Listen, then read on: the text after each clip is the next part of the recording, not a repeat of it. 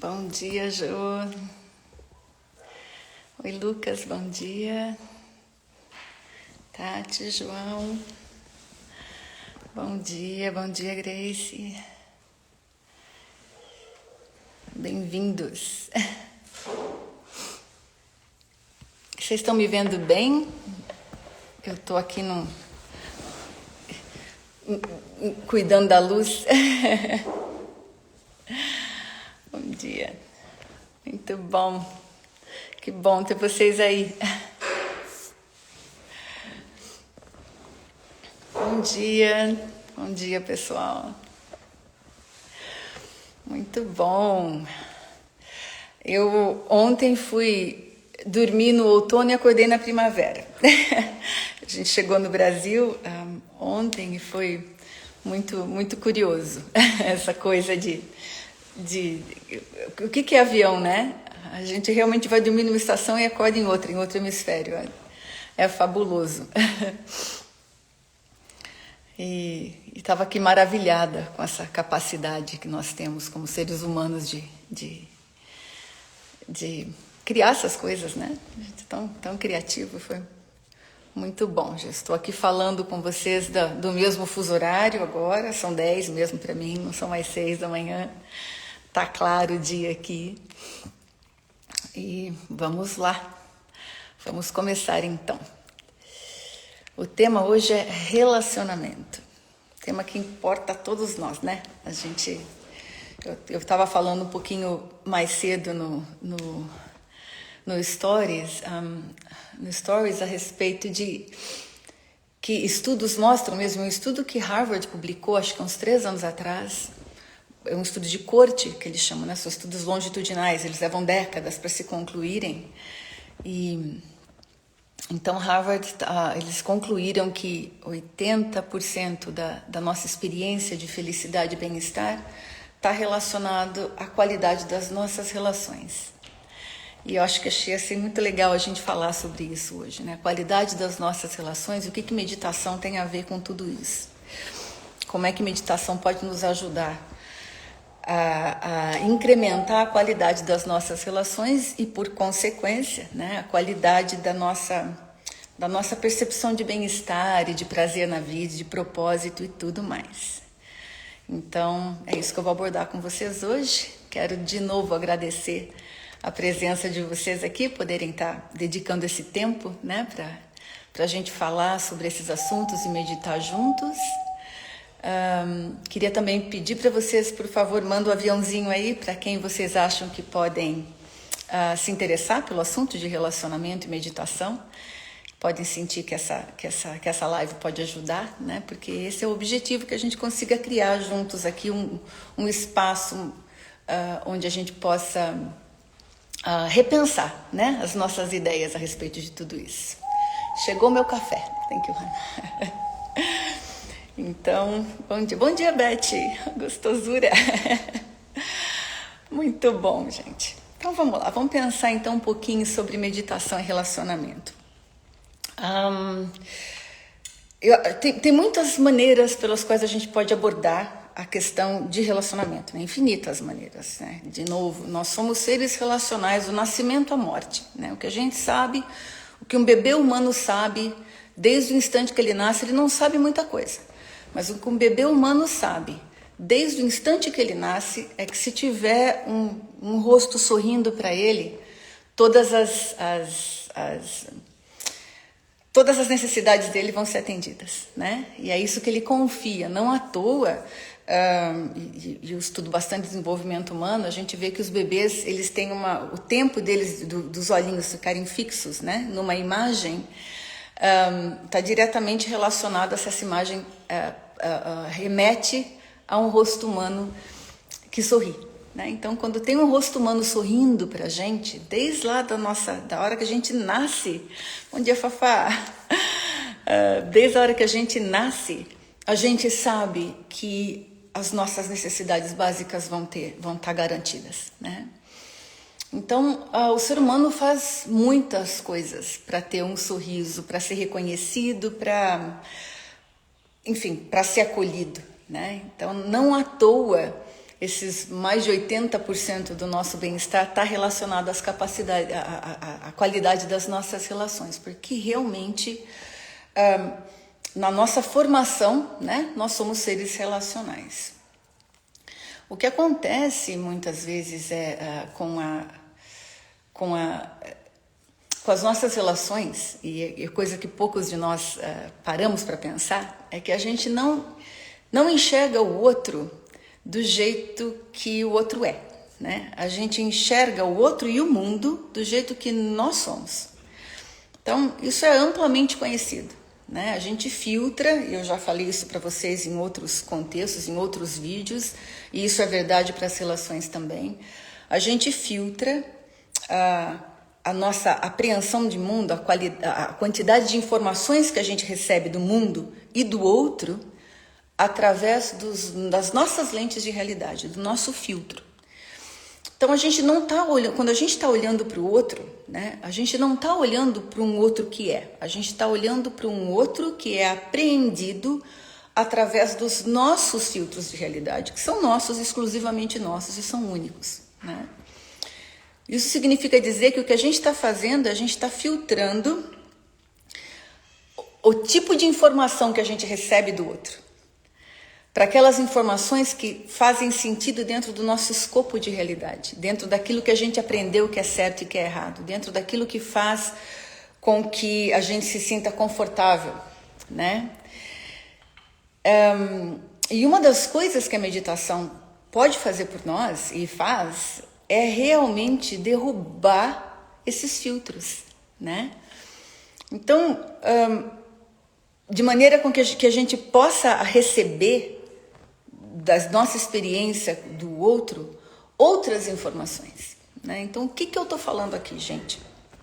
O que eu estou falando aqui é algo muito que a psicologia já estudou isso amplamente. Então, de novo, tudo que eu estou dizendo aqui, vocês me conhecem, né? Quem não me conhece precisa saber. Eu trabalho com desenvolvimento humano, com espiritualidade, junto com desenvolvimento humano e psicologia.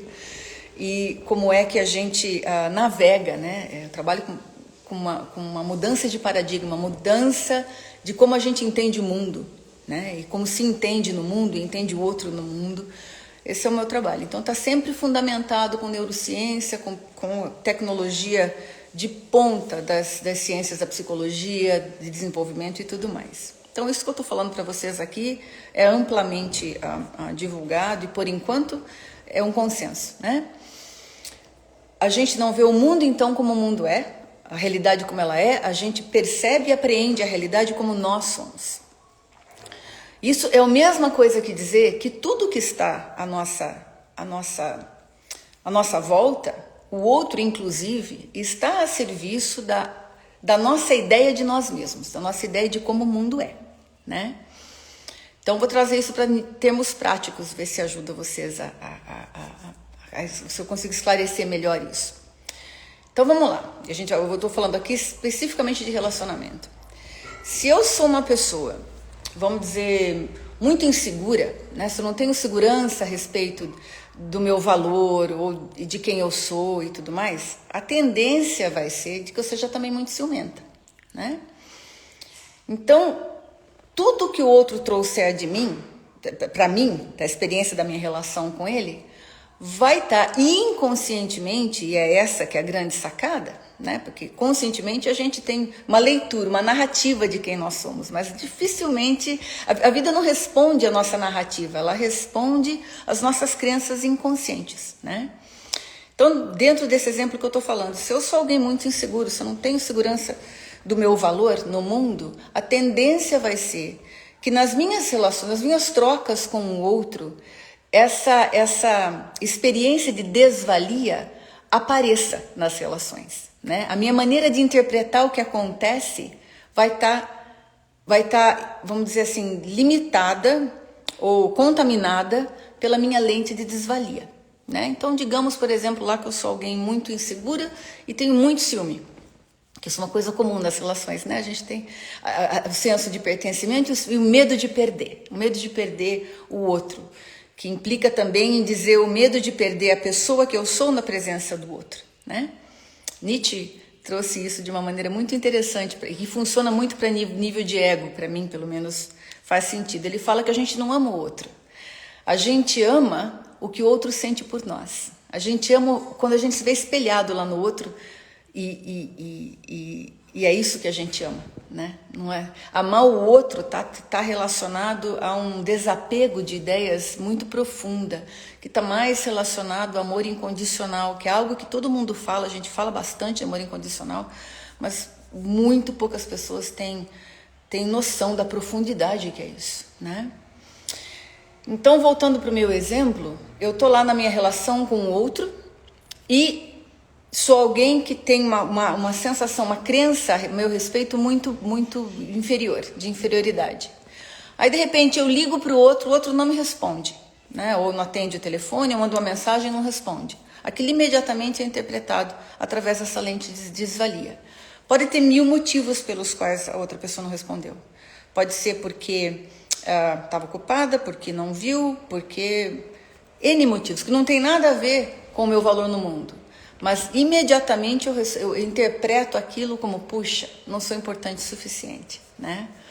Ou, lá na situação do ciúme, tenho a mesma sensação de desvalia, aí pego lá meu companheiro conversando com uma moça qualquer no mercado. Aquilo pode ser simplesmente uma conversa, mas na hora que eu filtro, isso entra para mim como, olha lá, uma ameaça. Já está vendo nela tudo que eu não tenho. E aí a gente começa a contar um tanto de história, né? Ou então, outro exemplo, por exemplo, alguém que quer controlar muito a realidade, né? Quer controlar todas as coisas. Alguém tem muito medo, quer controlar todas as coisas. E quer se colocado no lugar da pessoa super poderosa que é capaz de todas as coisas. Essa pessoa naturalmente vai se cercar, de pessoas que não têm esse perfil, né? Que não querem controlar todas as coisas ou provavelmente vão estar lá muito, vamos dizer assim, são mais relaxadas com a vida, né? Relaxadas com as experiências, relaxado com o que tem que fazer, com o horário. Então pode ver que alguém que é muito fanático por horário vai estar sempre, ou por controle, né, qualquer nível de controle, vai estar sempre reclamando de que ninguém presta atenção no horário, só eu que tenho que controlar tudo, se não sou eu fazer, ninguém faz, né? Já ouviram essa conversa? Né? Se não sou eu, nada acontece, e aí vai estar cercado de pessoas que na verdade não vão estar na mesma vibe de estar fazendo tudo naquele ritmo ou daquele jeito, né? E isso pode ser verdade mesmo, pessoas que realmente não têm esse perfil, ou isso também pode não ser verdade, isso é só verdade através da lente da pessoa que está julgando aquilo. O fato de as outras pessoas à nossa volta não fazerem as coisas do jeito que a gente acha que tem que ser feita, né? Porque o jeito que a gente acha é um jeito de fazer. Não necessariamente quer dizer que esteja errado, o jeito que o outro está fazendo, dentro do universo dele, né? Mas se a minha relação com o outro está na defesa da minha ideia de quem eu sou, aí eu vou interpretar aquilo errado, né? Aí fica... Por quê? Porque para eu ser a pessoa que controla tudo, eu tenho que ter um tanto de gente que não controla nada à minha volta, concorda? Faz sentido isso? Porque o outro tá lá, o outro mostra as fronteiras da minha identidade, né? Da minha identidade, do meu ego, da minha personalidade, da minha persona, vamos dizer assim. Então, para eu continuar sendo quem eu sou, eu preciso que o outro seja quem ele é. Para eu continuar sendo uma pessoa, voltando para os 2 exemplos que eu dei, para eu continuar sendo uma pessoa que não tem valor, que é menos que todo mundo, que vai ser sempre, sei lá, traído, ou que nunca é bom o suficiente, eu preciso que o outro esteja no lugar que me confirme isso, né? Então, uma pessoa com essas características ou vai buscar relações que não têm a menor segurança, a menor estabilidade, né? Ou pode até encontrar relações que têm segurança, mas não vai ser capaz de filtrar, de atuar a realidade de segurança daquela relação. Pode até encontrar parceiros ou parceiras que vão dar para essa pessoa a estabilidade que no fundo do coração ela almeja, né? A confiança, o companheirismo. Mas se ela encontrar, ela não vai conseguir ver. Ela vai, na verdade, pegar todas as experiências que estão vindo, né, daquela relação e colocá-las na categoria de que, olha lá, o outro de novo, estou me sentindo naquele lugar que para mim é familiar, é conhecido, Mesmo que eu não goste, é conhecido, é o lugar de menos-valia. Então, a gente pega qualquer coisa que aconteça e filtra pela lente de realidade que confirme a gente na nossa crença profunda, né? No exemplo do pessoa muito controladora, que quer tá em cima de todas as coisas e precisa estar dominando todas as situações, a mesma coisa, né? Então, a gente usa o outro e usa as experiências das nossas relações com o outro para confirmar a nossa ideia a respeito de nós mesmos. E a grande dificuldade das relações é que normalmente essas ideias são inconscientes, a gente não sabe que tem elas. Quando a gente atua a realidade da vida, quando a gente está lá na vida e está na relação, aquilo parece absoluta verdade. Aquilo é absoluta e irrefutável verdade. E a gente pode elencar ali, fazer todo um arrazoado, todo um tratado de defesa, como qualquer bom advogado de defesa, para defender a nossa ideia de realidade. Faz sentido, gente, o que eu estou falando? Vocês estão me acompanhando?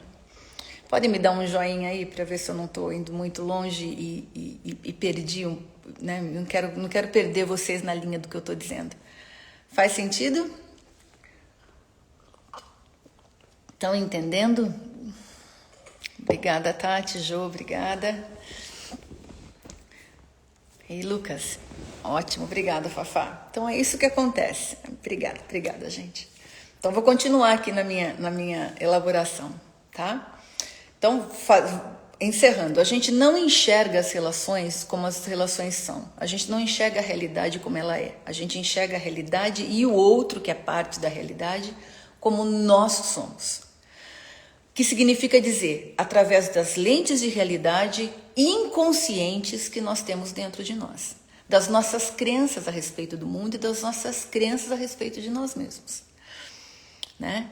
Então, a gente aqui nesse sentido que eu estou falando é o ego, tá, gente? Isso é a persona, né? A nossa identidade, o nosso ego, usa as relações e usa o outro, a vida do outro. Olha que utilitarista que é isso, né? E é usado da mesma maneira, tá? Para defender os nossos limites de eu.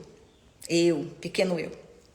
Eu, quem eu sou no mundo. Eu, o valor que eu tenho ou que eu não tenho. Né?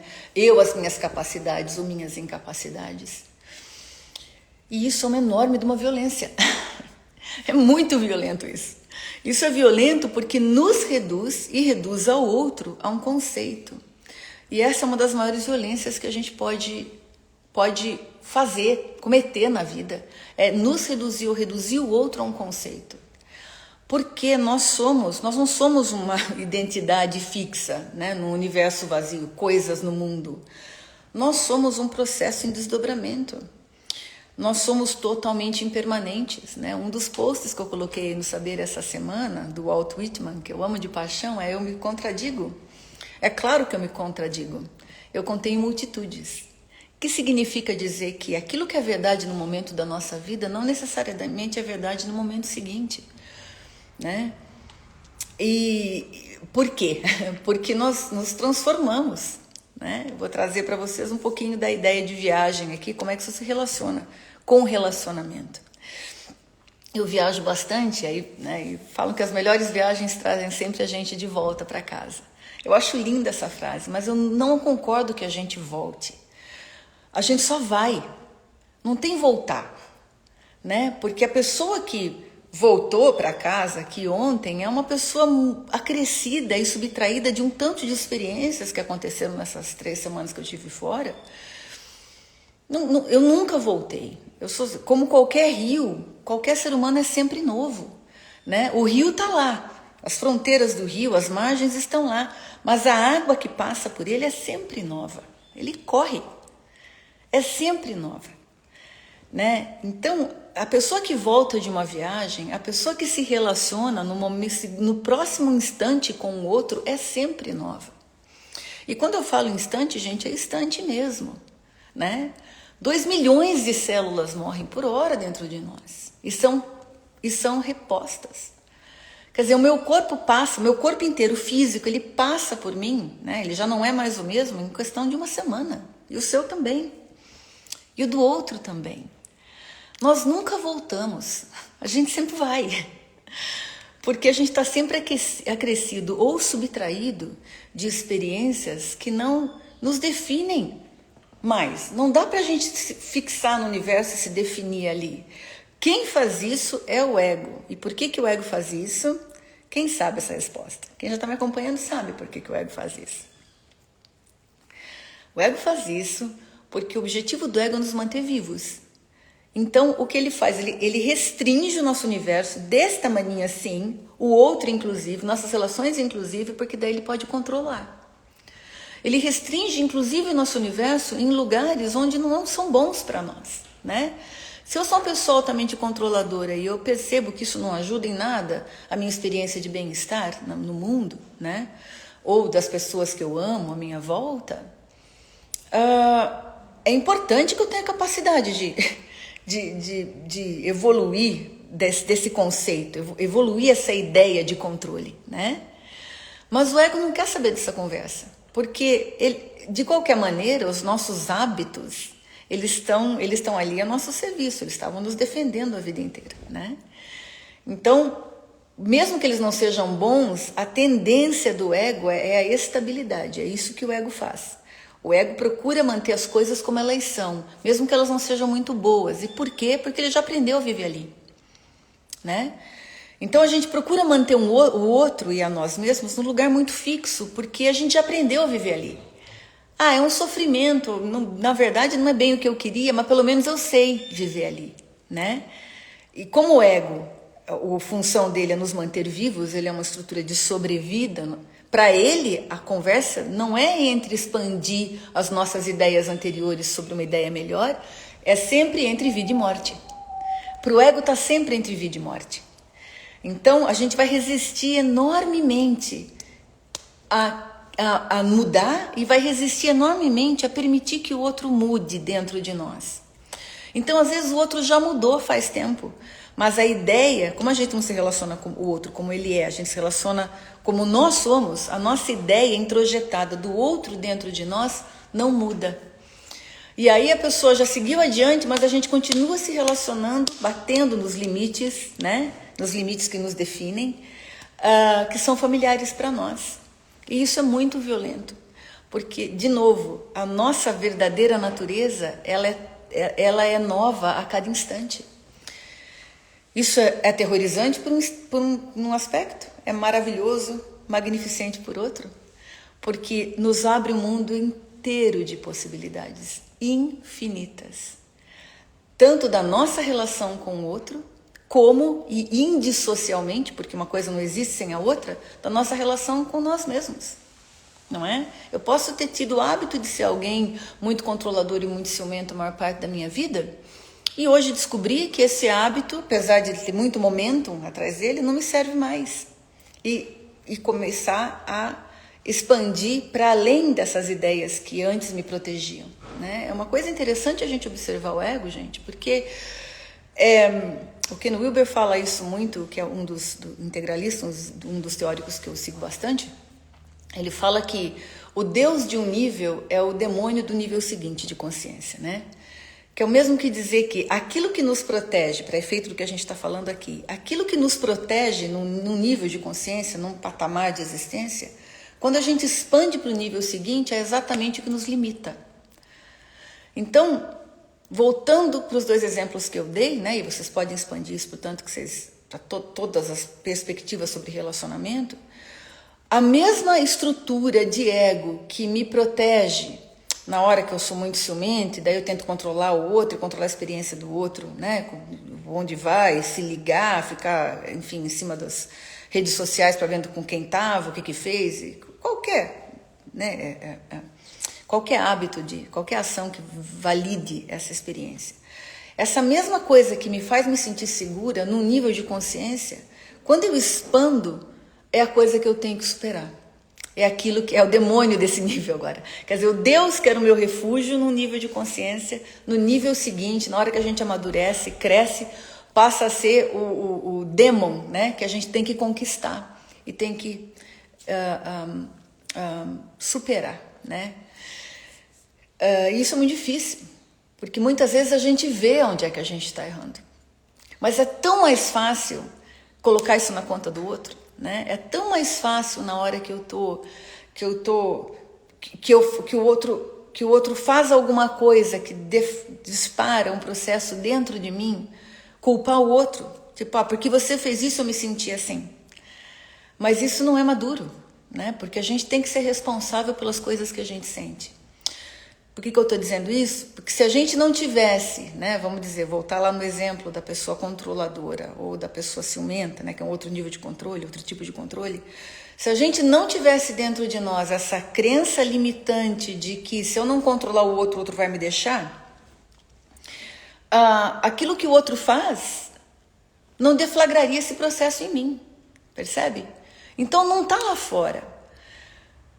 A qualidade das nossas relações não está atrelada ao que o outro faz ou deixa de fazer.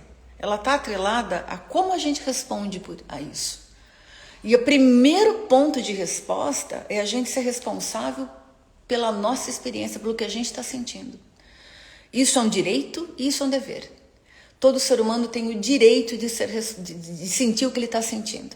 É um direito que ele tem. E também ele tem obrigação de reconhecer que isso é dentro dele. Isso não está no outro, né? O outro vai fazer o que ele tem que fazer na vida, né? Respondendo a processos exatamente como os meus ou os seus. É igualzinho, o outro não veio, acredite em mim, parece que o cara veio no mundo só para me infernar. Ele não veio no mundo para te infernar. Ele tem uma história que é toda dele lá. O fato dele te infernar ou de te machucar de alguma maneira, né? Ele, ela, que eu estou falando o outro, né? De maneira transgênero, né? Inclui gêneros, mas é... O fato de que ele te machuca, isso é seu.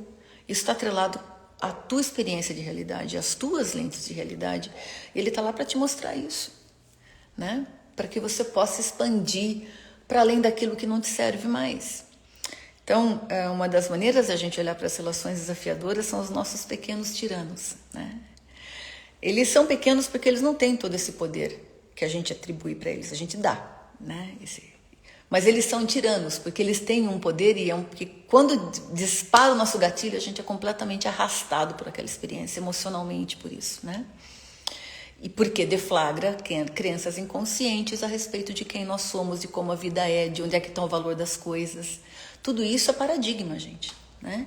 Paradigma, para quem não lembra ou para quem está chegando agora, paradigma é um grande guarda-chuva, é uma crença sobre a realidade de como as coisas são, todas as coisas são, sobre a natureza da existência, muito profundo, e que nos informa a respeito do que é possível e do que não é possível, né? Então, todas as nossas relações com o outro estão condicionadas ao paradigma que a gente tem dentro de nós. E aonde é que a meditação pode ajudar? A meditação nos ajuda, meditação não dual, porque ela tem a capacidade de mudar o nosso paradigma. O paradigma de existência muda, né? Ou seja, as leis do que é possível e não é possível, de quem eu sou, de quem o outro é, de como as relações podem ou devem ser, mudam por completo. E é isso que a meditação pode fazer para vocês. E a outra coisa que a meditação pode fazer, ou não sei se é outra coisa, é a mesma coisa, mas uma das maneiras em que isso acontece, eu vou dividir com vocês uma experiência muito recente que eu tive, é de que na hora que a gente está no espaço da meditação, onde você começa a não reagir, né? Quer dizer, reagir significa o quê? É instintivo. É que nem se você pisa numa cobra, ela te pica, ela não tem escolha, né? A meditação nos permite um espaço onde a gente para de reagir para que a gente possa agir. Agir implica num intervalo de eu parar, observar aquela experiência, ampliar ampliar minha visão, né? As minhas lentes de percepção, para eu poder ter uma experiência mais verdadeira daquilo que está acontecendo, menos filtrada pelas minhas lentes de realidade, né?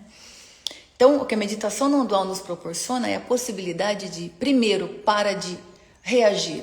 Segundo, você descobre que você não é o seu ego. Portanto, o ego está sempre investido nessa defesa constante, né? E o outro está lá a serviço desses limites. você não precisa investir sua energia nisso. O seu ego é uma estrutura de existência, mas ele não te define.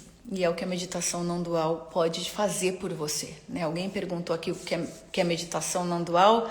Isso está em outros vídeos, mas a gente vai fazer já. Então, você vai poder experimentar aqui conosco o que é a meditação não dual, tá bom? Então, eu queria dividir com vocês, como eu prometi, uma experiência que eu tive recente nessa viagem. Eu percebi alguns gatilhos sendo disparados, né, dentro de mim. E é muito louco isso, porque quando você consegue, com o tempo de prática meditativa, você começa a ver esses padrões, né? Os padrões que eram inconscientes começam a ficar conscientes para você. E você começa a ver aquele mal-estar, aquela sensação estranha que dá no corpo de que um gatilho foi disparado aqui, né? Mas daí você olha para a realidade, ela não... Quer dizer, as suas respostas antigas não correspondem mais com a realidade, a evidência da vida, né? E aí é um lugar muito ruim, porque ele não é ruim, ele é maravilhoso, mas a sensação é muito desagradável. Porque você lembra de ser um eu que responde daquele jeito, mas você já não está respondendo mais, porque mesmo que você responda, aquela resposta não faz mais sentido no novo eu, no novo Rio que você começa a se perceber. E aí a sensação que me deu foi de não ter nenhum lugar para aterrissar. Falei, meu Deus, eu não sei quem eu sou. Porque a pessoa que eu lembrava ser já não é mais. E a outra pessoa que entraria no lugar não está aqui, né? Porque são novos hábitos que vão ser. E me deu uma sensação, foi dando uma angústia, gente, uma sensação, foi uma experiência de pico mesmo, de abertura espiritual muito grande, mas a angústia, a tensão que dá nisso é muito enorme. Porque é um tipo de morte, né? Eu falo isso sempre e é muito verdade, é um tipo de morte. Porque aquele eu que a gente tinha ideia de ser, morre. Para dar lugar a um eu novo. Mas não uma nova identidade fixa, percebe? Pelo contrário, é uma identidade muito mais fluida, com cada instante, com a sabedoria de cada instante, com a relação de cada instante, né? É um outro jeito, muda o paradigma, é um outro jeito de estar no mundo. Mas a experiência que a gente tem quando isso está acontecendo é uma experiência normalmente de dissolução, né? E a meditação não dual, por excelência, pode nos colocar num espaço onde essa dissolução seja familiar e confortável. É por isso que a gente está se apresentando a cada momento sempre novo. É por isso que daí a gente não só não se define num círculozinho, mas a gente para definir o outro nesse círculozinho. E a gente começa a se relacionar com outros aspectos muito além das nossas necessidades de defender a nossa identidade antiga. E a vida vai virando uma eterna descoberta, né? Então é por isso que você não está se relacionando com o mesmo parceiro sempre. É sempre novo, porque você é sempre novo também. Faz sentido isso tudo? Outro jeito de olhar para relacionamento, né? O pessoal pode me dar um ok aí? Porque eu vou fechar para a gente começar a meditar. Faz sentido, gente? Muito bom. Obrigado pelos coraçõezinhos aí. Então é isso. Vamos meditar, porque a meditação nos permite estar num espaço de abertura, de não violência. Não violência significa o quê? Não nos reduzirmos a um conceito e não reduzir o outro a um conceito, não reduzir a relação a um conceito. Porque qualquer redução, ela é antagônica, ela é contrária à nossa expansão, que é de como nós somos de verdade. Nós somos naturalmente expansivos, naturalmente fluidos e naturalmente a gente está mudando a cada instante com cada coisa, né? O você que começou a ouvir esse vídeo há meia hora atrás já não é o você que está me ouvindo agora. Está adicionado, né? E a eu que estava falando meia hora atrás já não é mais a eu que vai guiar a meditação agora, porque eu também estou adicionada da troca de vocês aqui, certo? Então vamos lá ver como é que a meditação não dual ajuda as relações.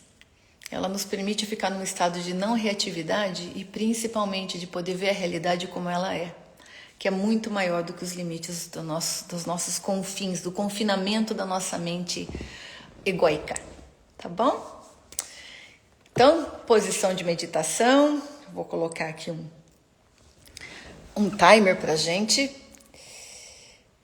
Gente, para quem está começando comigo agora, não tem mantra específico, não tem... A postura é a postura que te permite ficar com a coluna ereta, pra gente, porque a tendência de deitar é que a gente dorme, né? Então, coluna ereta, pode apoiar as costas, se achar importante, colocar uma almofada atrás, como vocês preferirem. Posição das mãos confortável, um lugar que fique confortável pelos próximos 20 minutos.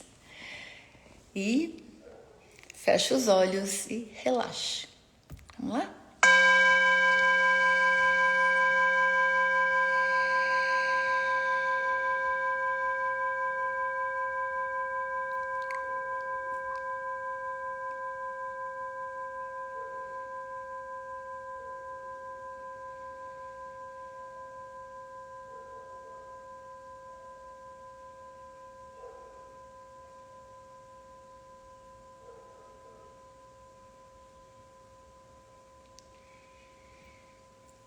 Deixe ir. Tudo que eu falei, agora é hora de deixar ir. Confie que o que for importante a vida vai trazer de volta para você. Você não precisa se apegar a nada, a nenhuma ideia, a nenhum conceito. No inacreditável e infinito campo de informação do qual somos parte, tudo o que você precisa está disponível. Respire, relaxe e confie.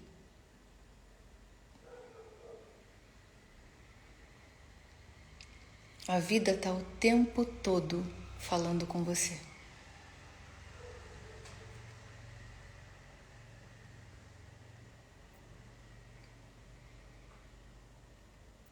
Confie.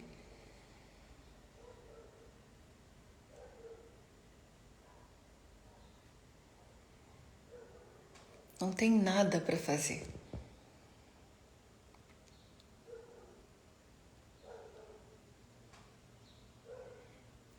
Por esses próximos minutos em que estaremos juntos aqui, não reaja a nada. Tá tudo bem.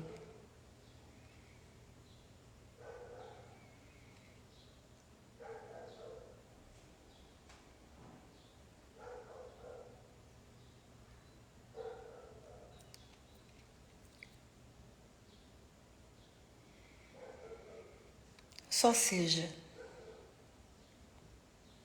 Mas ser o quê? Sua mente deve estar se perguntando. E minha resposta é: seja.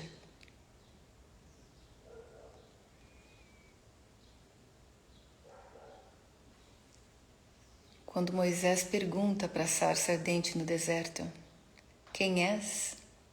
A resposta é: eu sou. Ponto.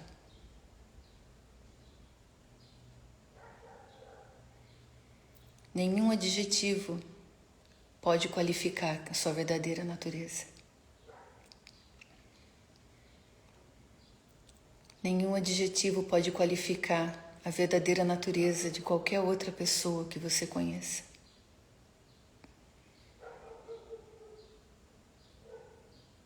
E reduzir você ou qualquer outra pessoa a um adjetivo é uma violência enorme que a gente comete sem saber.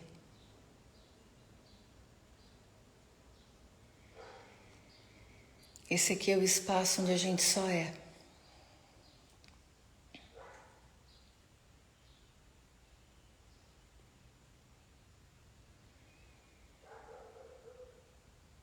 Respire e relaxe. Você não precisa ser nada.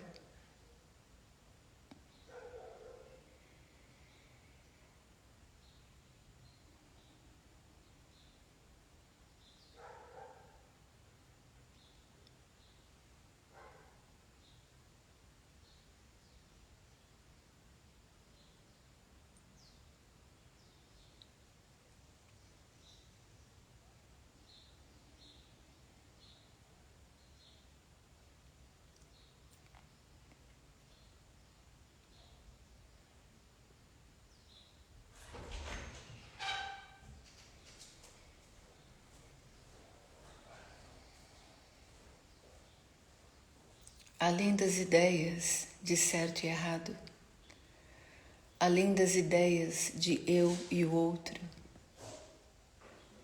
tem um campo.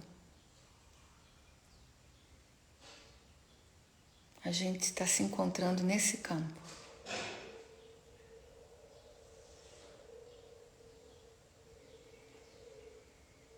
Além da cortina de conceitos, pensamentos, sentimentos, tem um campo todo permanente,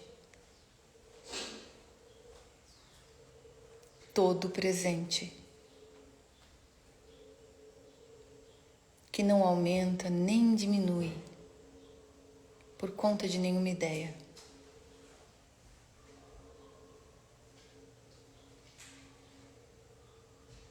Você tem coragem de entrar nesse campo e deixar toda a roupa, a fantasia das suas ideias fora?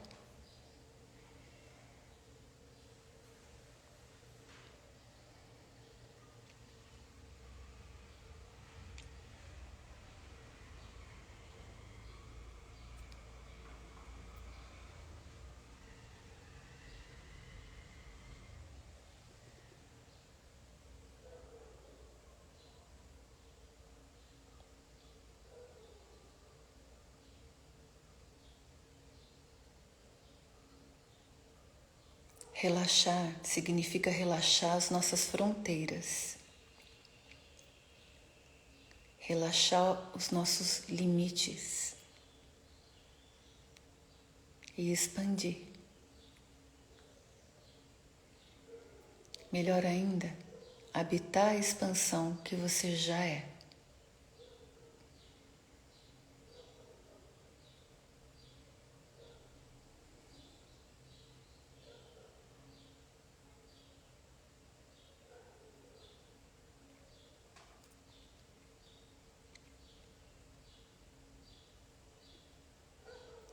Você se permite expandir esse tanto? Ampliar as suas fronteiras até que elas incluam tudo o que há.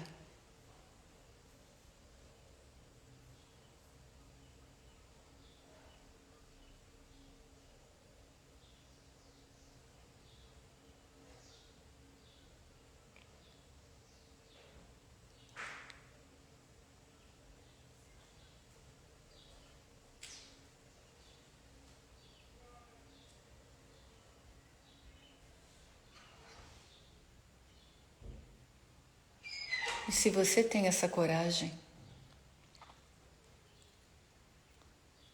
de incluir, expandir a ponto de incluir tudo o que há, você não está também incluindo o outro? Aonde mora esse outro, se não dentro de você?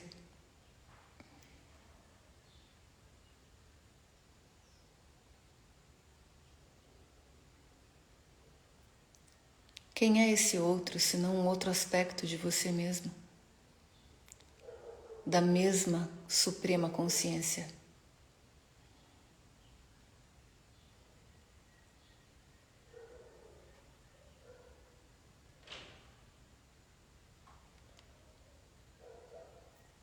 O que é uma relação, se não Deus conversando com Ele mesmo?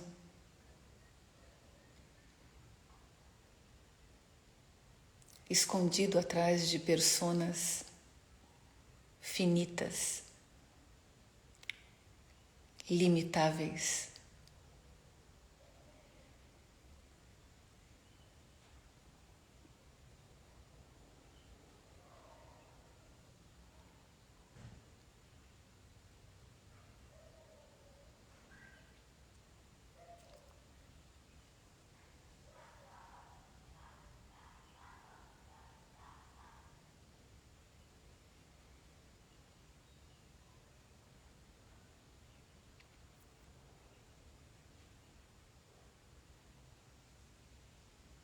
O que é o outro senão um outro aspecto do mesmo divino que te anima?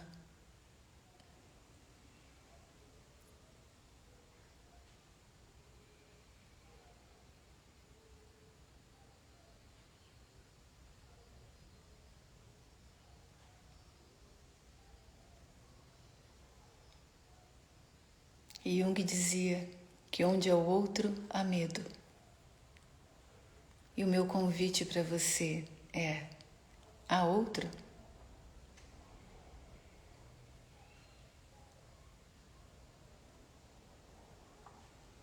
Na ilimitude da nossa verdadeira natureza, não existem outros. Portanto, não há motivo para medo.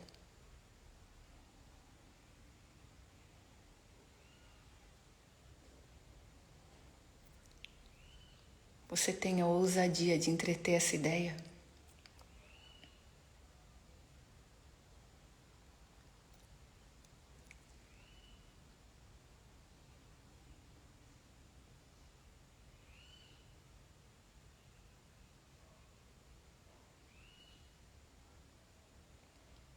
De que você é para o outro e o outro para você, cada qual um aspecto único da mesma consciência.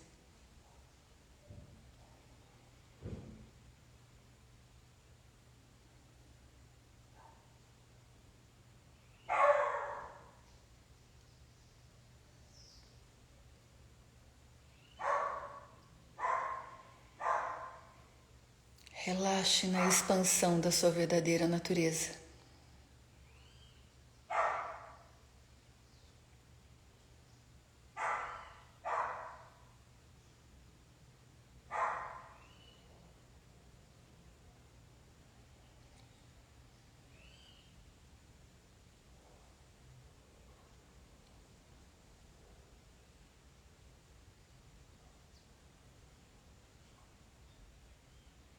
A sua verdadeira natureza não precisa que nada mude.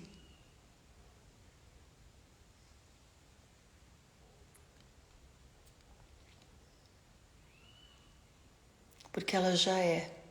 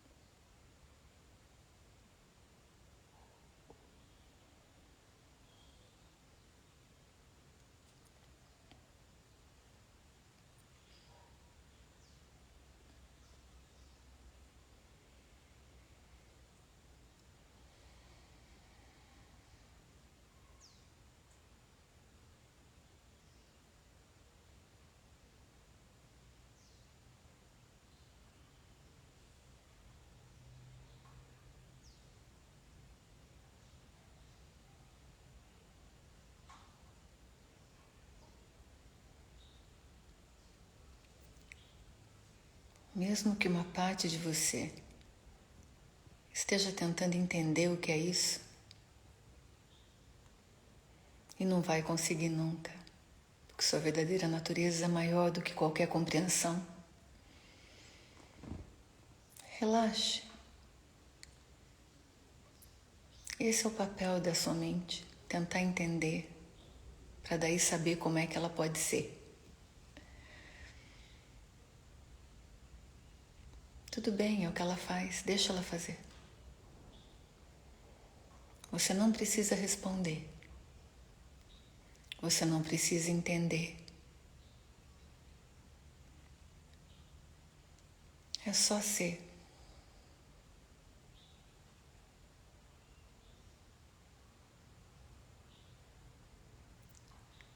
Se você não está encontrando nenhum lugar para aterrissar, esse é o lugar certo. Fique aí.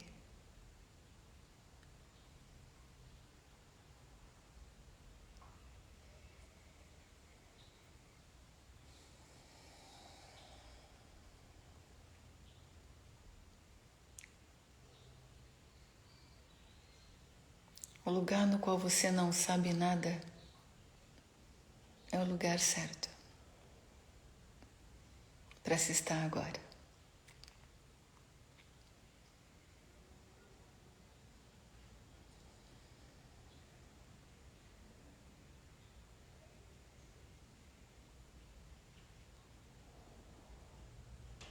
Você já chegou, agora descanse.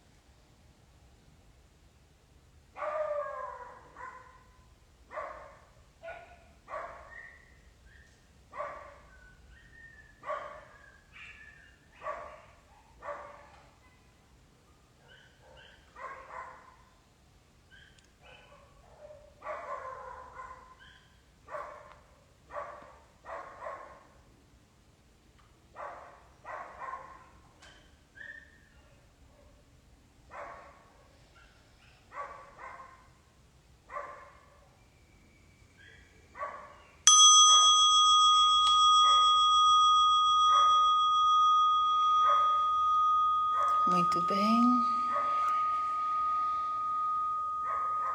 Vamos voltando.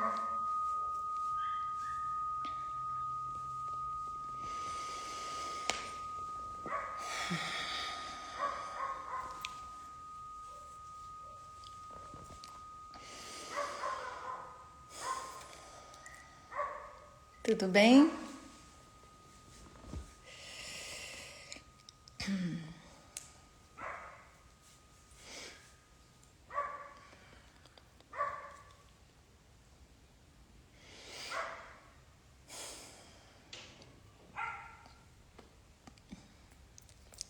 Obrigada. Obrigada. Obrigada, gente. Muito bom o vídeo. Obrigada, João. Magali, obrigada. Lucas. Muito bom. Como sempre, o vídeo vai ficar aí disponível para vocês poderem rever, e se acharem que é importante voltar, rever algum conceito do que eu falei.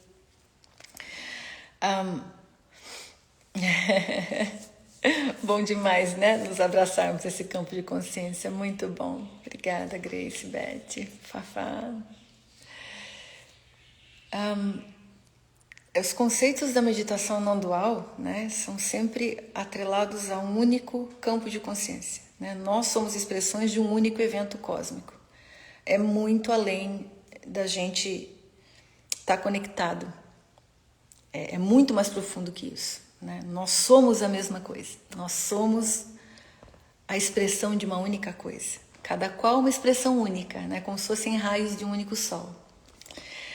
Então, quando vocês encontrarem o outro, aí, agora, no dia de vocês, né, o meu convite é que vocês olhem para esse outro como Deus, né, a deusa, expressões do mesmo Deus.